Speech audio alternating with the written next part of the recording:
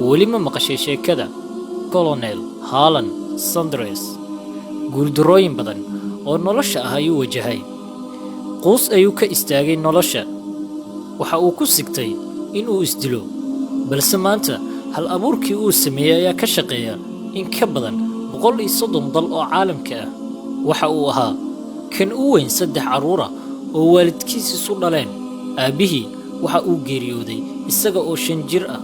waxa uu bilaabay in uu caruurta walaalihiisa caawiyo markii uu 16 sano soo gaaray waxa uu isaga haray waxbarashadii waxa uu bilaabay in uu shaqooyin badan galo balse dhammaantood waa uu ku guuldaraystay waxa uu codsaday inuu ku biiro dugsi lagu barto sharciga balse waa laga diiday codsigiisii waa uu guursaday markii uu jiray da'da 19 sano ayuu aabba noqday xaaskiisii ayaa ka dhaqaajisay iyada oo la tagtay canugeedii maadaama uu noloshooda maarayn kari waayay waxa uu dib u bilaabay in uu shaqooyin kala galo waxa uu maqaaxi yar ka noqday weel dhaqe iyo cunto kariye balse kuma raagin oo waa uu ka tegay waxa uu ku biiray ciidamada balse iyana kuma raagin oo waa uu ku fashilmay xarun train ayuu ka shaqo bilaabay iyana waa uu ka tegay waxa uu ku biiray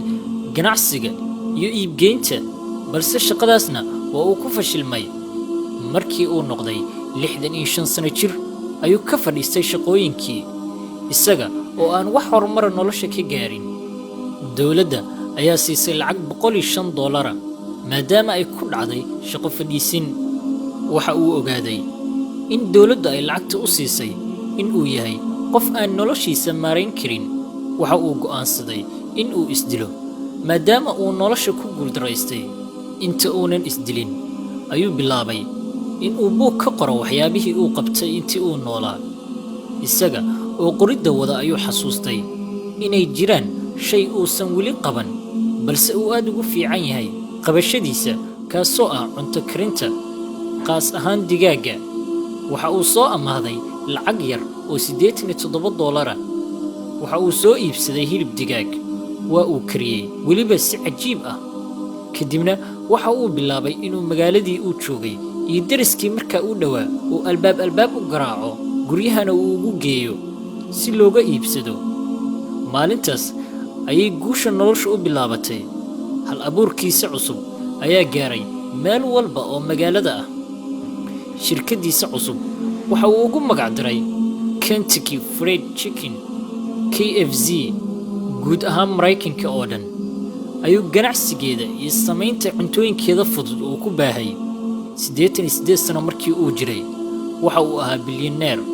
iyo qof maamuus ku leh bulshadiisa ogsoonow in 65 jirkiisii uu ku sigtay in uu isdilo isla waqtigaasna uu soo amaahday lacag $87 oo hal abuurkiisa u horseeday magaciisu waa Colonel Harlan Sanders maanta KFC waa shirkadda labaad ee ugu weyn caalamka ee cuntooyinka fudud samaysa waxa ay xarumo kor u dhaafaya 22,000 ku leedahay 136 dal oo caalamka ah dakhligeedu waxa uu kor u dhaafayaa maanta $23 bilyan waxa aasaasay ruux quus ka istaagay nolosha isaga oo sameeyay hal abuurkan xilliyadii ugu dambeeyay noloshiisa Harlan Sanders waa qofka ku sawiran loogada KFC ee meel walba oo caalamka ah laga helo casharka aynu ka baran karnay sheekadan ayaa ah muhiim maaha waqtiga aad bilaabayso inaad noloshaada horumariso kaliya waxaa muhiim ah in aad noloshaada ka quusan